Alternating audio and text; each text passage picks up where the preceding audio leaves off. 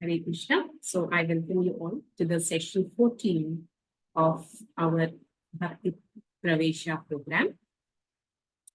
So session 14 is about the chanting of the holy name. So in the last session, we have discussed the various stages of Bhakti, especially the Anishtita Bhajana Kriya from Madhurya Kadambini by Srila Vishwanath Chakravarti Thakur. So I have taken this section because these are the various difficulties the sadhakas face. Yeah, the Anishtita Bhajana Kriya. Before Nishta platform is attained, the person is in the Anishtita Bhajana Kriya where the process of bhajana is Ghanatarana, that is once it is thick and once it is thin. Yeah, it's inconsistent. So in this session today, we're going to discuss some concepts from the book, the Harinama Chintamani, given to us by Srila Bhakti Thakur. So in this book, Srila Bhakti Thakur, through the conversation between Chaitanya Mahaprabhu and Srila Haridas Thakur, reveals to us many glorious facets of the holy name. So in brief introduction, he begins with a brief biography of Srila Haridas Thakur. Chaitanya Mahaprabhu, we all know, has descended as the Yugavatar to give us the Yuga Dharma of chanting the holy name. And for this, he has specifically chosen Srila Haridas Thakur as the Namacharya. So Srila Haridas Thakur was born in a place called Budhan. It's in the current day Bengal. And for his bhajana, he chose a place called Benapur. Yeah. So it is at this place where a lot of Muslim rulers became intolerant of his practices, because of which he moved to the outskirts of the city on the banks of Ganges. And it is to this place where he has built a bhajan kuti for himself. These Muslim rulers, some of them have sent a prostitute to disturb his bhajana. But by the potency of Haridas Thakur's bhajan, she herself got converted into a devotee. And then after leaving the place to her, he moves to another place called Saptagram. So this Saptagram is another place where he meets Govardhan Majumdar. He's the father of Srila Raghunath Goswami, Raghunath Dasa Goswami. So at this place called Saptagram, there is a personality called Gopala Chapala. He offends him because his birth is not that of a Brahmana, and he says he's not eligible to chant the Hare Krishna Mahamantra. So because of that offense, although this Gopala Chapala was a Brahmin by birth, he contracts leprosy, a deadly leprosy, because of offending such a great Vaishnava. So specifically, actually, Srila Haridas Thakur takes birth in a lower caste, because through him, Srila Chaitanya Mahaprabhu wants to declare to the whole world that to attain the highest perfection of life, it has nothing to do with one's birth and material qualification. Yeah, if you see the qualification of Srila Haridas Thakur is nothing material.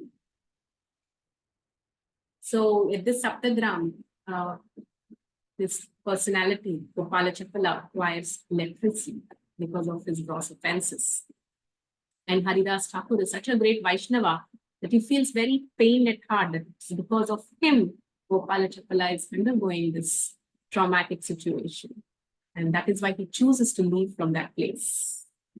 So actually, while he was in that place called Saptagram, that is where Raghunath Das Goswami gets an opportunity to associate with him. And in his association, he hears about the glories of Harinama and Mahaprabhu. And then that's when he develops that keen desire to get into the association of Mahaprabhu and perform his devotional service. So the initial seeds of his devotion are laid by in the association of Srila Haridas Thakur. So later on, Haridas Thakur from this place walking on the banks of Ganges, he reaches the place called Fulyagram.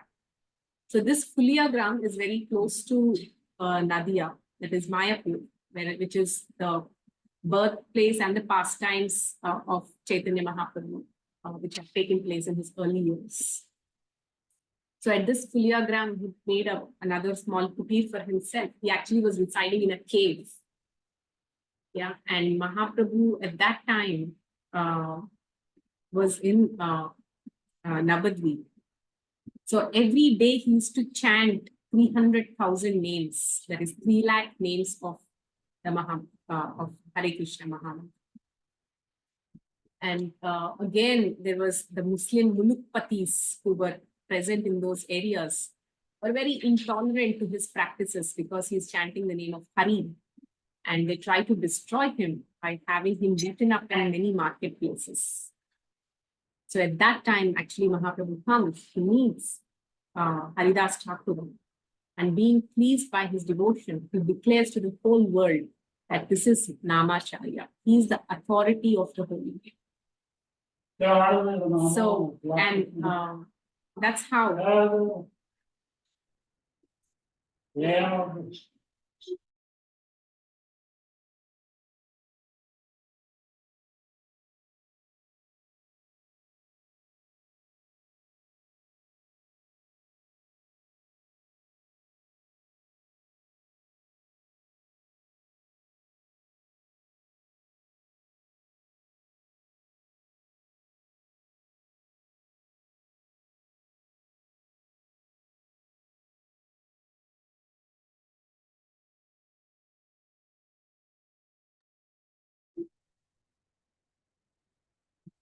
Hare Krishna. Yeah.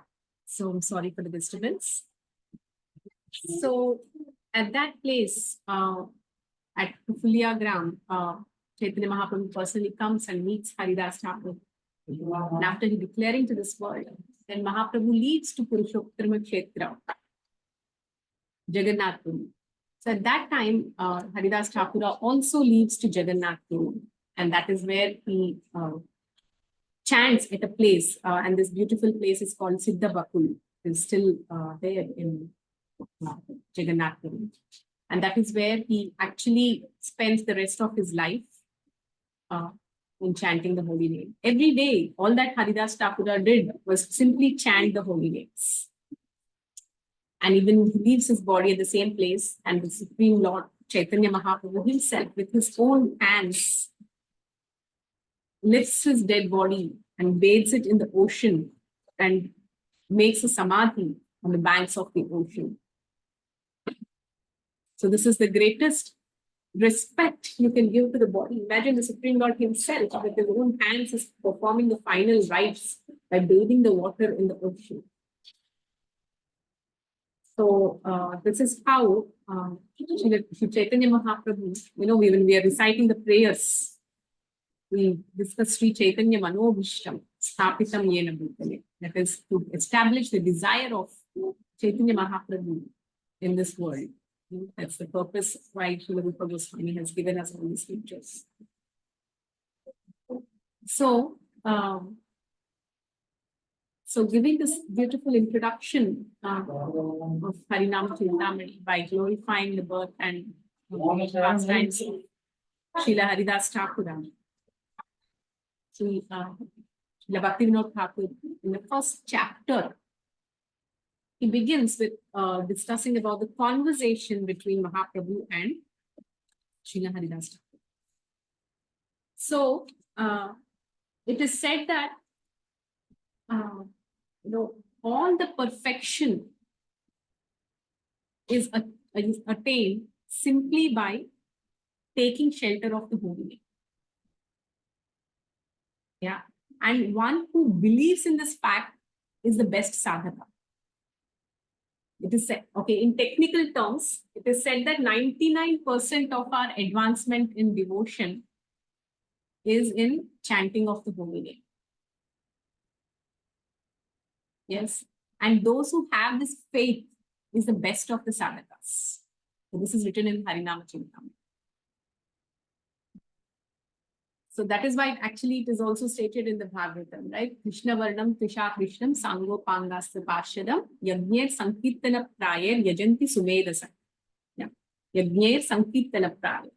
So those Yajanti Sumedasa, those who have good intelligence, Sumedha, yeah, they take to the chanting of holy name because it is a conclusion of all scriptures. And so all perfection in the process of our bhakti is attained by what? Not just chanting the holy name, but by taking shelter of the holy name. Please understand the difference between these two. Chanting is one thing, but taking shelter is another thing. It's much deeper. And by that, what happens? All perfection is attained. So Lord Krishna, he remained indebted to Draupadi. Why?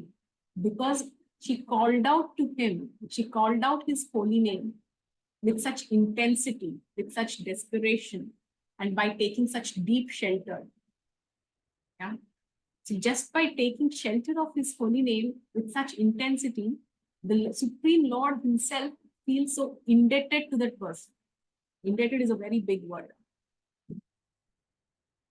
So, and he remembers that so many times. Draupadi has called out. That is the power of holy name. It is the best of all sadhanas.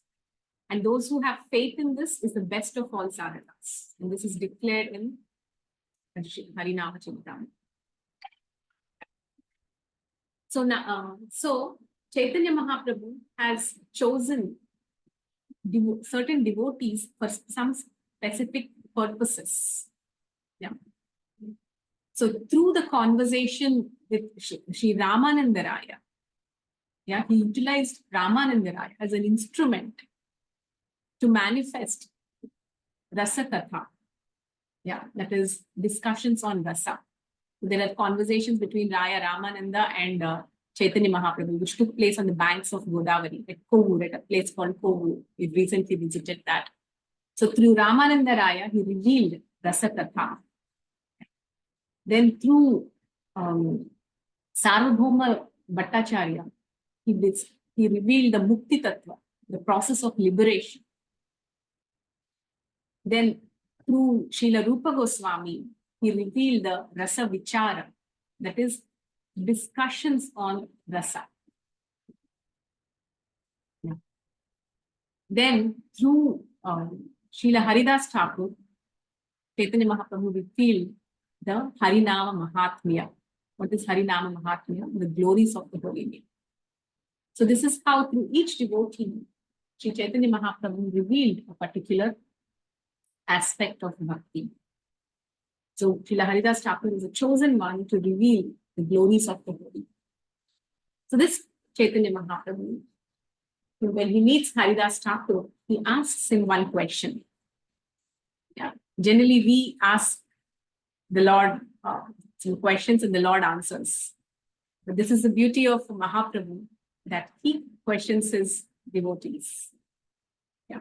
In the mood of inquiry. And what did he inquire? How, oh Haridas Thakura, please tell me, how can jivas in this age of Kali be delivered? Then Haridas Thakura, feeling very humble, I mean, he takes a very humble position. He falls at his feet and he says that, oh Mahaprabhu, you are the knower of everything. Just out of your mercy, you make us instruments to speak through us. So whatever pleases you, let me speak that. And he begs him that you speak through me what you wish to convey to the world. So saying that, Srila Haridas Thakur begins to speak. He starts telling about the Krishna Tattva first. So we need to also be aware of why Srila Haridas Thakur begins to speak about Krishna Tattva. So whenever we are chanting the holy name, one thing should be in our awareness. That is, Abhinnatvam Namanam. There is no difference between the holy name and Krishna as a person. At least one should develop this awareness while chanting. one of the offenses to the chanting is actually to consider these two things as two different things. Name is different and the person is different. If you're splitting these two, it's actually an offense to the holy name. So that is why Srila Haridas Thakur begins by speaking about Krishna. He speaks about how Krishna is a supreme controller and he's a supremely independent entity. He's a supreme proprietor of everything. And Krishna has unlimited potencies. And his potencies are grossly divided into three types. They are the Chid Vaibhava, Achid Vaibhava, and the Jiva Vaibhava, and the Jiva Tattva. So Chid is, Krishna himself and Krishna's abode, Krishna's name, and Krishna's various Vishnu forms, and the entire spiritual manifestation. All these come under the Chit Vaibhava. They are spiritual. And they're all of the nature of Shuddha Sattva, pure goodness. So this is what is called the Chit Vaibhava, or the spiritual reality. And then the second aspect of Krishna is the Achit Vaibhava. What is Achit Vaibhava? Is the material world. So what separates spiritual world and material world? Does anybody know? What separates the spiritual world and the material world? There is a particular river. Does anybody know the name of this river? The river which separates material and spiritual worlds. Does anybody know the name of this river? Yes? Ganga. Yes, Meghna? Ganga. Ganga. There's another name to it. It starts with V.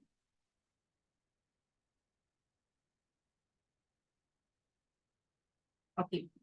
So it is called the Viraja River. If you remember when Lord takes the Vamana Avatara, his lotus foot pierces through this Viraja River and it flows down and then it becomes Ganga. So you're partly correct. So it's called the Viraja River. Viraja River separates the material and spiritual world. So all this Chid Vaibhava is on the other side of the Viraja River. And the Achit Vaibhava is, or the material manifestation, is on this side of the Viraja River. And this material manifestation is made of these 8 elements. The 5 gross elements, earth, water, fire, air, ether, and mind, intelligence, and ego. So this is what is the Bhinna Prakriti. In Gita also Krishna declares Bhinna Prakriti Ashtami. This is what this Devi Dhama or the Achit Vaibhava is made of. And then he speaks about the Jiva Tattva. And so the Jivas are of spiritual nature. Although in the material world, the Jivas are of spiritual nature. And these Jivas, he gives a very beautiful description. These Jivas are spiritual in nature, they're innumerable, and they have limited independence, and very, very important, their goal is unlimited pleasure. This is the nature of Jiva. The goal of every Jiva is unlimited pleasure. That is why one of the Vedanta Sutra is Anandamayo Bhyasat. The goal of the Jivas is unlimited pleasure. And he gives a beautiful classification. Those Jivas, to satisfy this pleasure, who turn towards Krishna are Mukta Jivas, or liberated living entities. And those Jivas who turn to Maya for satisfying this pleasure are the Baddha Jivas, or the conditioned living entities. So this is how the Jivas are of. So this is the Chit, Achit, and the Jiva Tattvas as explained by Srila Haridas Thakur. Then these Jivas, especially the Baddha Jivas, and in their journey in the material nature, they accumulate, because of their good deeds, they accumulate something called sukritis. Yeah. And these sukritis are of three types. They're karmonmukha sukriti, jnanonmukha sukriti, and bhakti unmukha sukriti. See, what is unmukha? Unmukha is something that is turning towards Krishna. Yeah. So people try to turn towards Krishna through their karma, through their jnana, or through their bhakti. So of these three, the bhakti unmukha sukriti is the best. Yeah. And this bhakti unmukha sukriti gives rise to what is called shraddha or faith. So in our 9 stages of bhakti, what is the first stage in bhakti? Shraddha. So this bhakti unmukha sukriti gives rise to what is called the shraddha. So when this shraddha develops, a person's bhakti begins.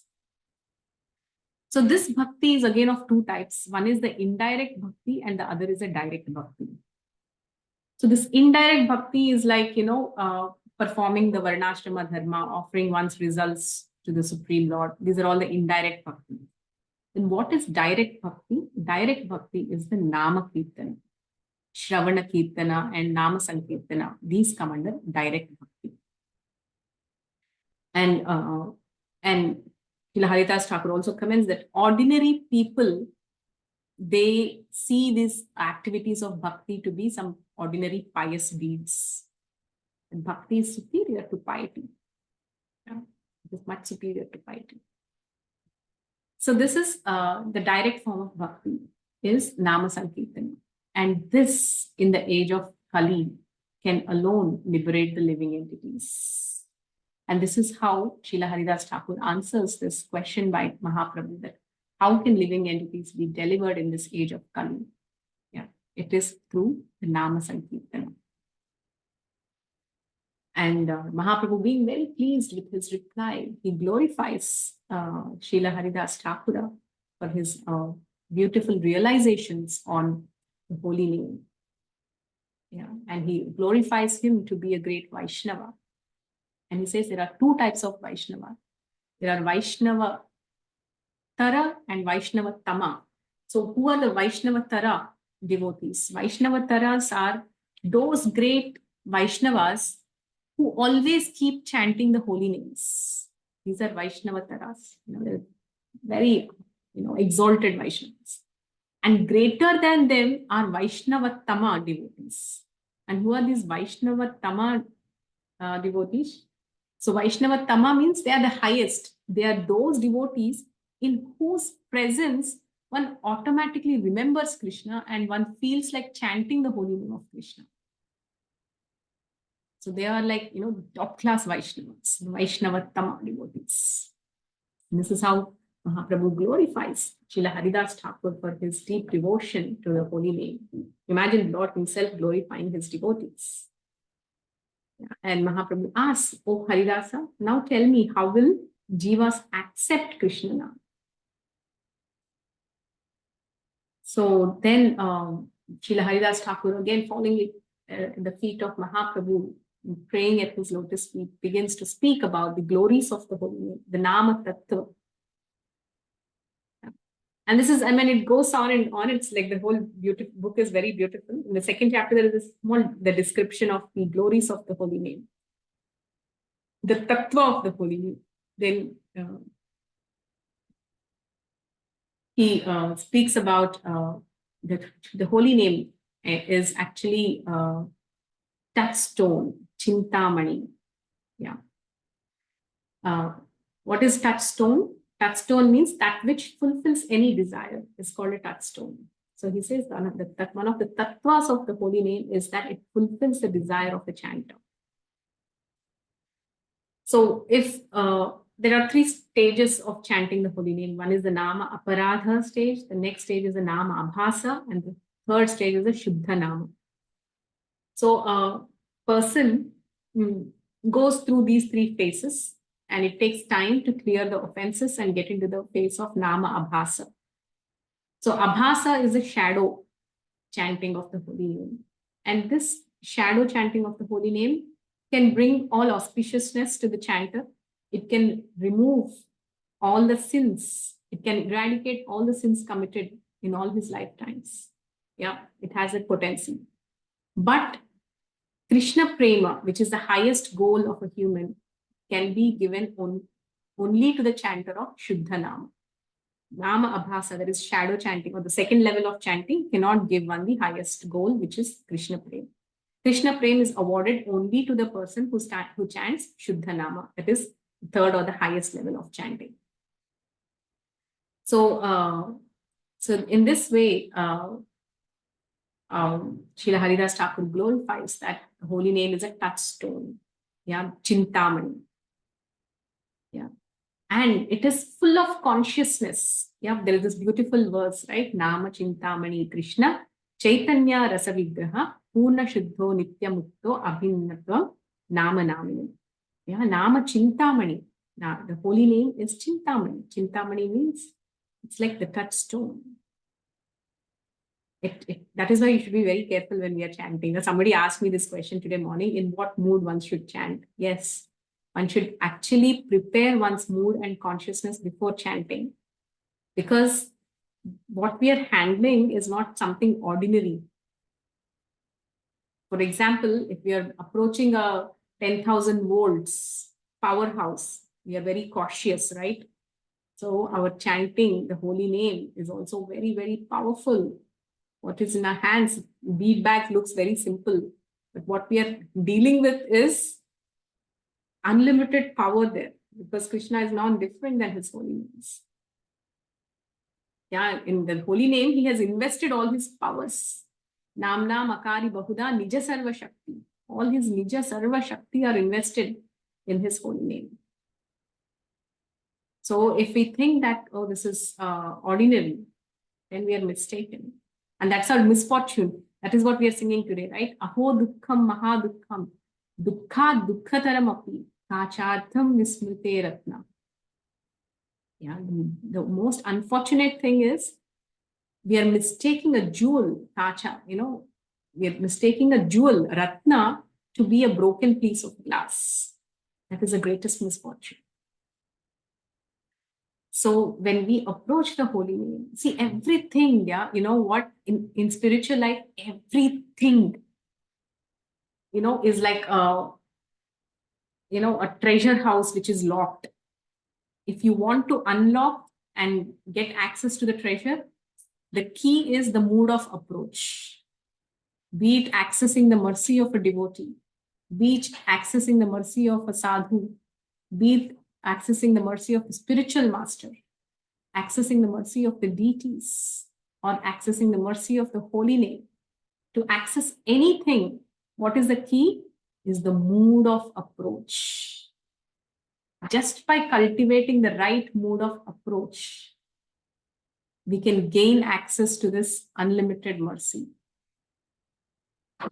What people do is we immediately jump. Available namuft mein. Go get it. Yeah, and we take things lightly. Okay, what is there in chanting? Take the beat back. Hare Krishna, Hare Krishna, Krishna Krishna, Hare Hare. So where is the mood of approach here? And how can we access all that unlimited mercy that is packed in this holy name? So take some time and cultivate the right mood to approach the holy name. That is when holy name being fully conscious, that is what is Chaitanya. This holy name is not just some syllables that are dead. It is fully conscious. Conscious, like you ask Ankita Garg, she's doing consciousness studies. Yeah. What is the meaning of conscious? The holy name is a conscious thing. It is full of consciousness. Chaitanya. Yeah.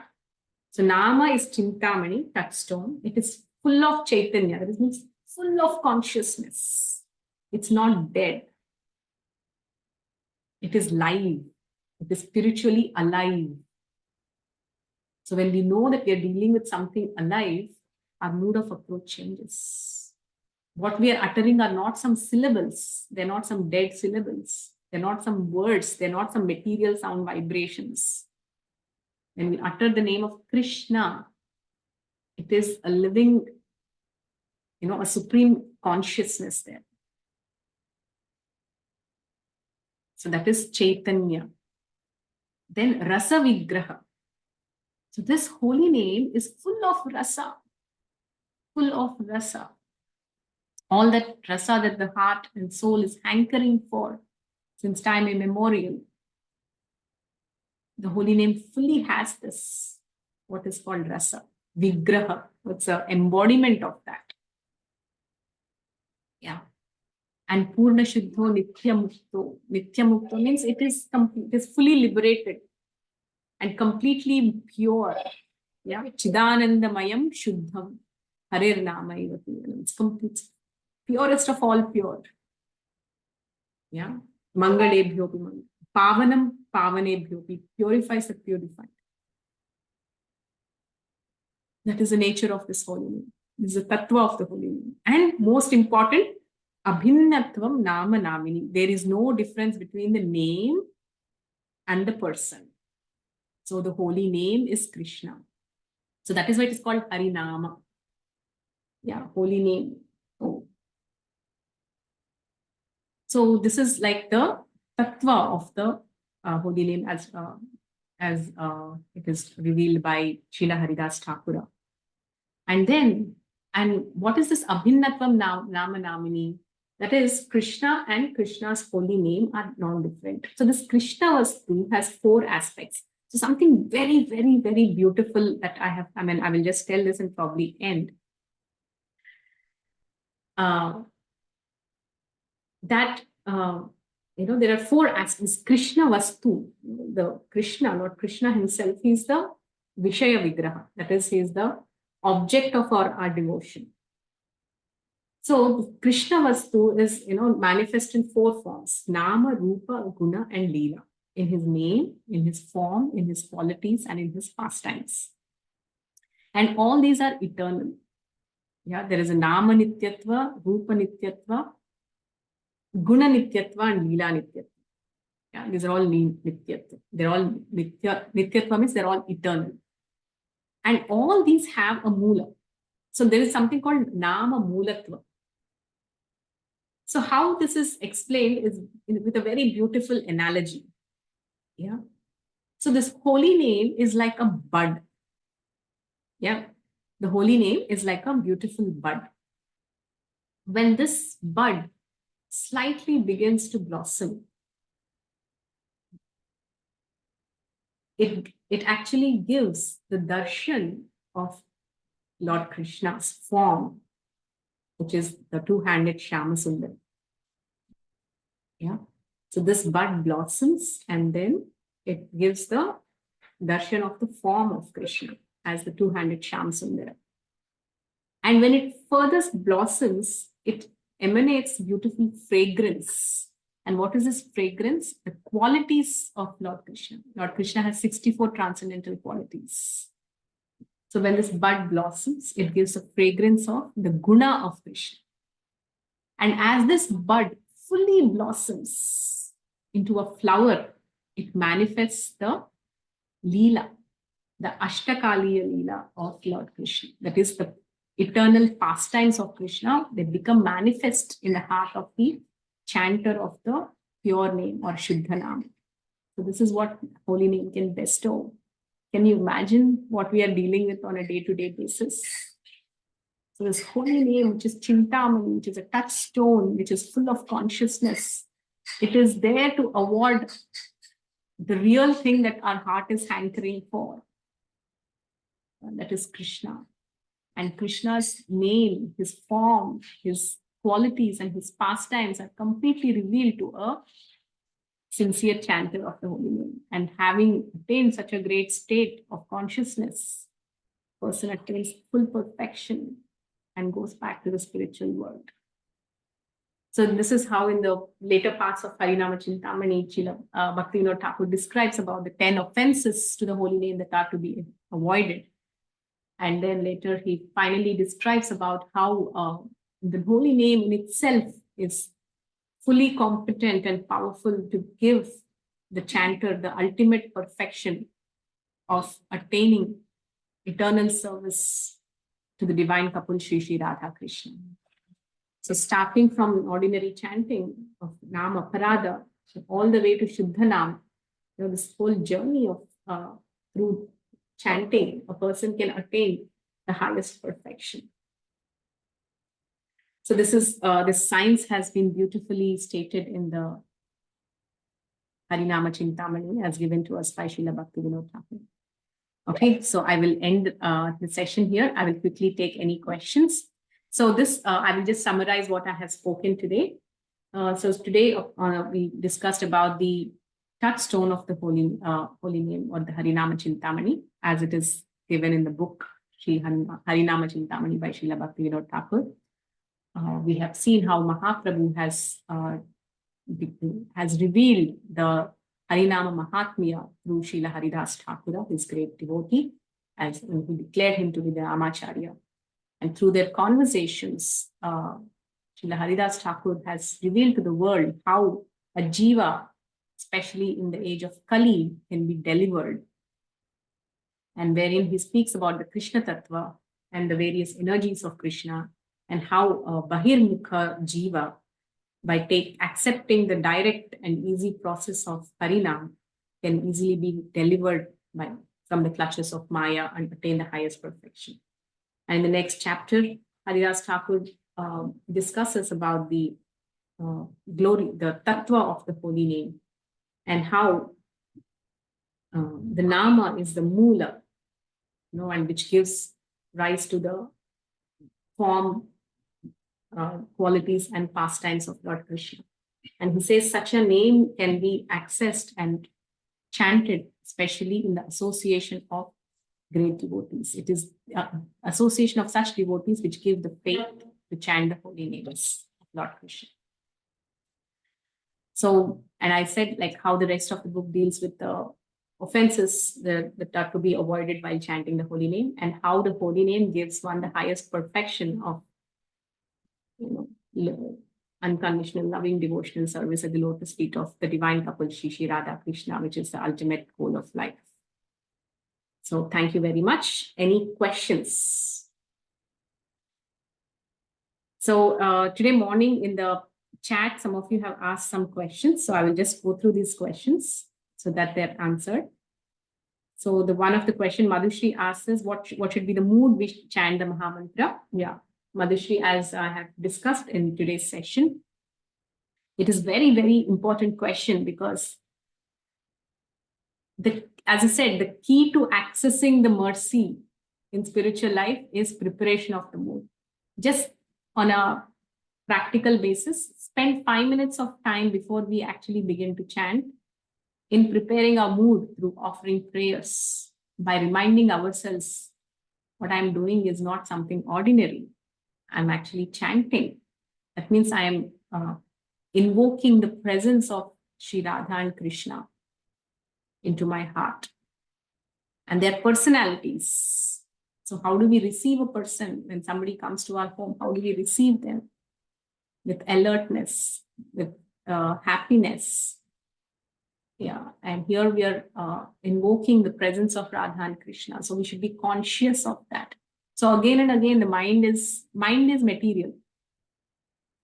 I was very thrilled to read, in one part of the book of Harinam Chintamani, Srila Haridas Thakur explains that the holy name can actually has the power that when we attain a level of purity in our chanting, it actually destroys the very subtle body which is binding us to the material world. What is a subtle body? Mind, intelligence, and false ego. These three elements are destroyed by holy name.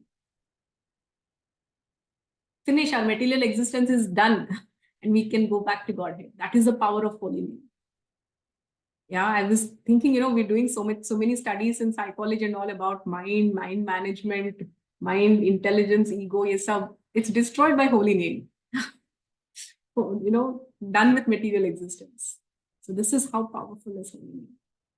So what we are dealing with is something very, very destroyed. Means its existence is gone. See, for example, as when we quit this body, the material, this gross body we leave, right, of the 5 elements.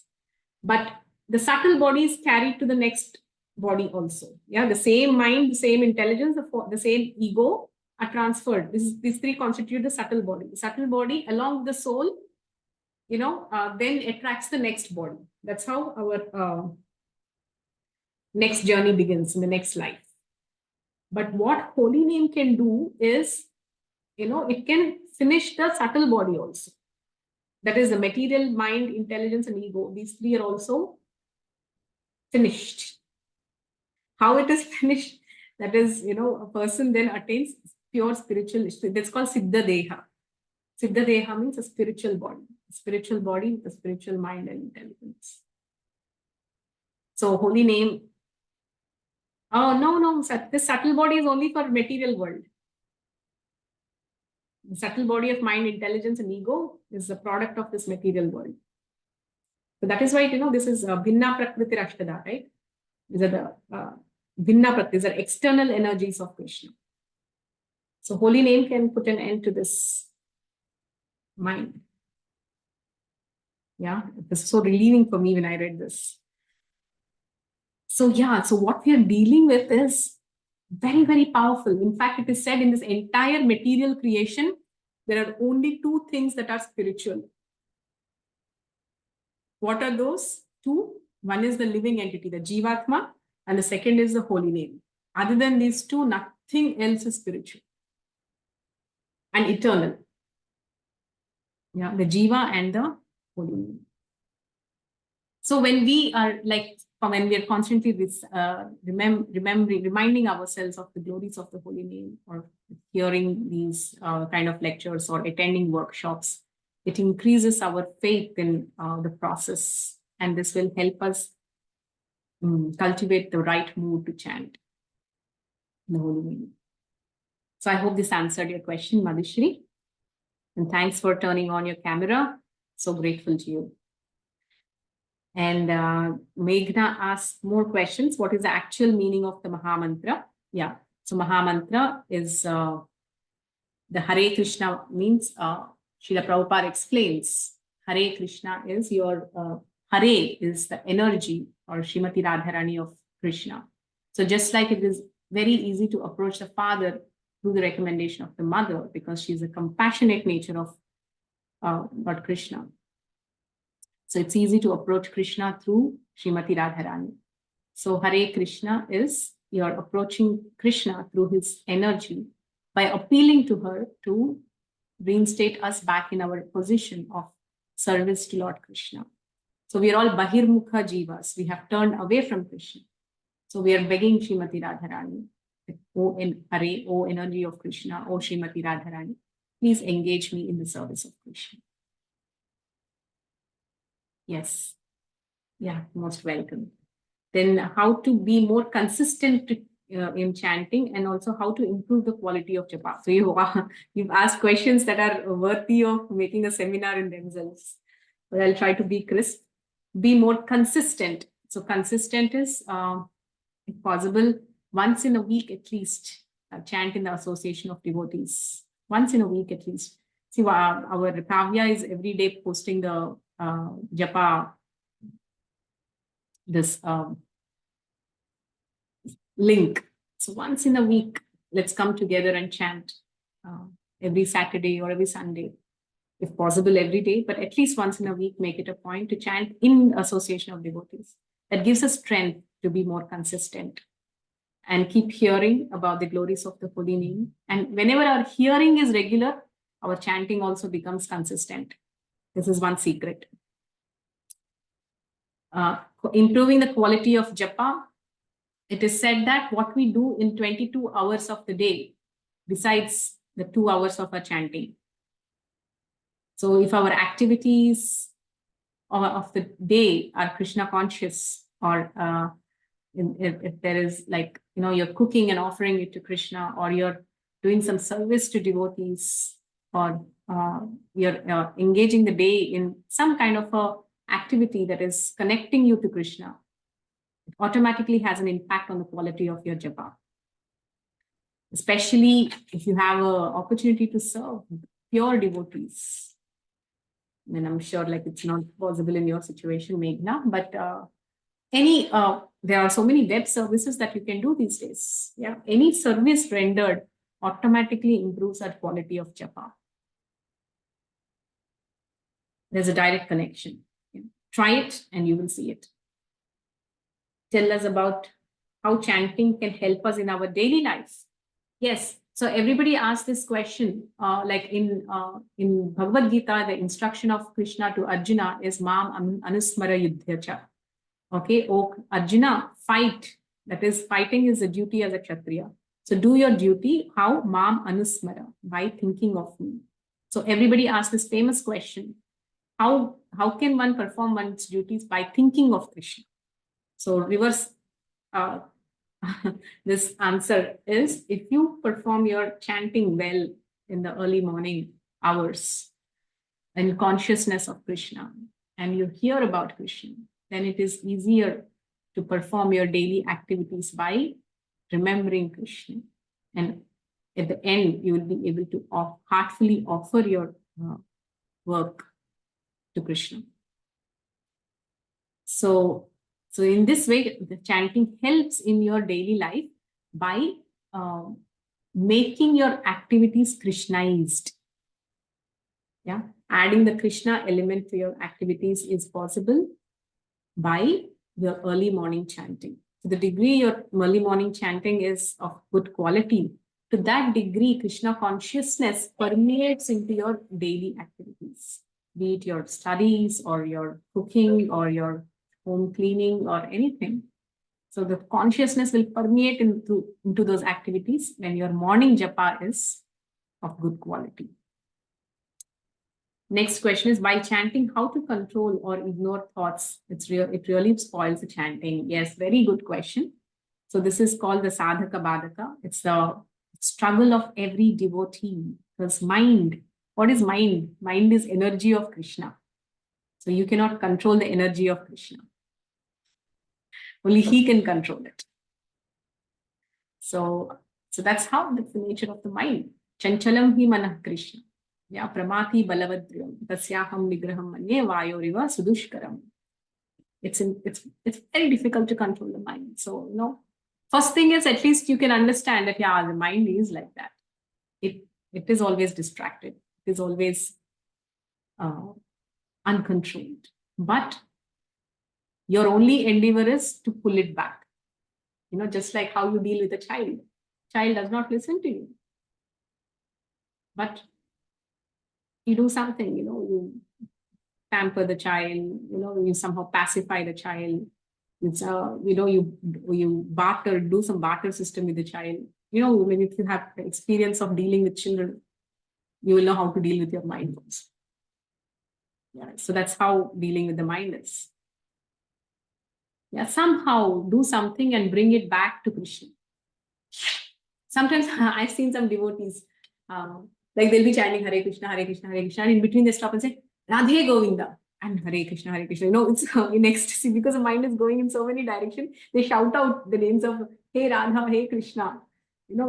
Some conscious way of bringing the back to, Krishna's lotus feet. Or sometimes people halt a while. They take a look at the deities that helps them. Or sometimes we stop and, maybe understand that, my mind is not here, it is elsewhere. And, just become more conscious. Yeah. So constantly be aware that I have to, there are some japa techniques, like in a round, like there are 108 beads. So, at least tell your mind, at least these, it is this one mantra, I will be fully attentive. Tell yourself that, because 108 into 16, it will sound like a big thing to achieve for the mind. So it will go into a passive mode. So activate it by saying, at least few mantras I will chant attentively. At least this mantra I will be attentive. So, that's how you can push your mind a little and be awake and more attentive. And one more super sutra to have quality chanting is those 2 hours of chanting be away from your mobile. Yeah, it is actually it is stated as the 11th offense of chanting to have your mobile near you while you're chanting your japa. Yeah, so that's one way of improving your quality of japa. Those 2 hours, just keep your your mobile aside, and of course, chant in the early hours of the morning. And the last question is the mistake that spoils and makes japa mechanical. How to overcome that? Yeah. One of the ways the japa becomes mechanical in a sadhaka's life is not being attentive, and we have to be careful in our dealings with Vaishnavas. When our dealings with Vaishnavas are very respectful, very genuine, and very loving, our japa is smooth during those times, and it had our service attitude and our service that could please Vaishnavas. It has a direct relation to your quality of japa. This cannot be explained technically. This can only be realized by practice. Yeah. So yeah, these are some answers that come to my mind. So japa is a very, very deep science. I try to answer in a crisp way. Any other questions?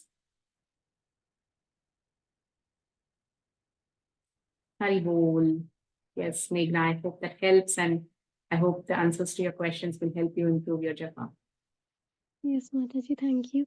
Mataji, I have one question. मतलब एक होता है ना कि आप you are reading books and मतलब आप इतना lecture सुन रहे हो सब कुछ you got to know about tattvas and many other things. But what is the sign when you realize that मतलब आपने कुछ मतलब पढ़ा और उसको आपने convince करके अपनी life में उतार लिया and then you are realized कि जो भी आपने मतलब point लिया है वो आपने अपनी life में उतार लिया. What is that point? What is the point at which you actually apply it in your life?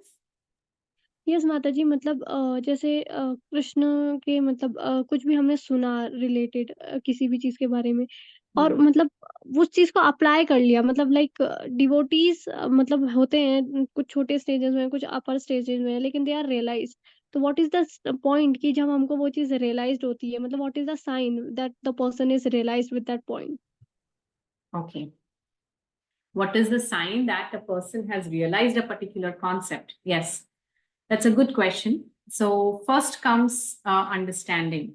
Yeah, first comes information. From information comes understanding, and from understanding comes realization.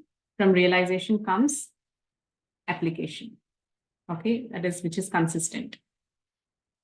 So for this to progress, again, the key factor is mercy. So information is, by hearing you get, or by reading you get. Understanding, it comes by mananam, that is by deliberate analysis or reflecting on what we have heard gives rise to what is called understanding of the subject matter. These two are in our hands, in our capacity. Yeah. The third thing, which is realization, it comes purely by mercy of a devotee. That is, if the devotee is somehow, or your teacher is pleased with you, then the knowledge that is being gained translates into realizations. And these realizations are the true treasures of our heart, because these are the things which come with us life after life. And then when one is realized, when one naturally, applies. If not, the application can be of two types. One type of application is simply based on what we have heard, a person applies. And such kind of application might not be able to stand the test of time if such application has not transformed into realization. Okay. And when that application is based on the realization, it is permanent. Like, for example, let me say that, one's activities should be Krishnized. Yeah, that is, so that's the application, right? So how will this application come about?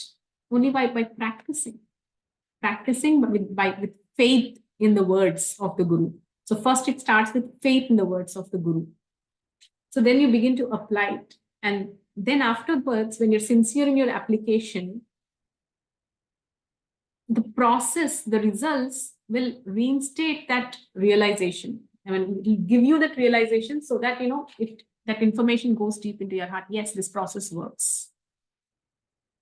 Yes, what I have applied, I'm seeing the results. I'm experiencing that connectedness with Krishna. I'm experiencing that result of bhakti in my life.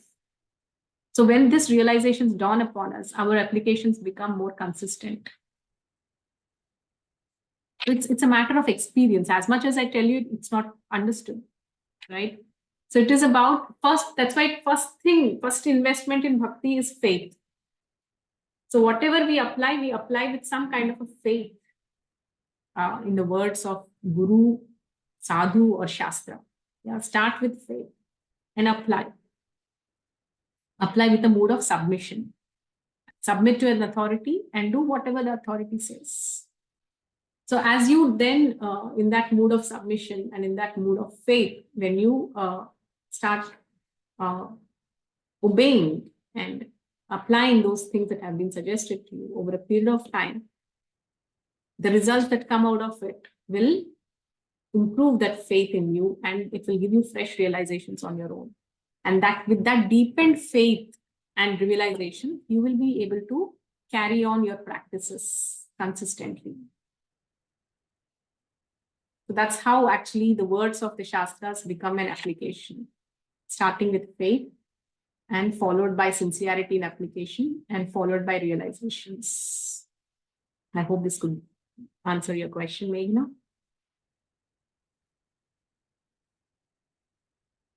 Yes. So that is why initial days of our life, it is so important to have a mentor, to whom we submit, to whom we are obedient, whose words we can actually follow. So that is like the turning point. After that, that is why Krishna himself says in 4th chapter, Tadvidhi pranipatena pariprashnena sevaya. So first, offer respects to the teacher and offer service and then inquire. Yeah, and then you will get the knowledge, and then when you apply, you get the result, and those results give rise to realizations, and realization deepen your practices. Okay, any other question?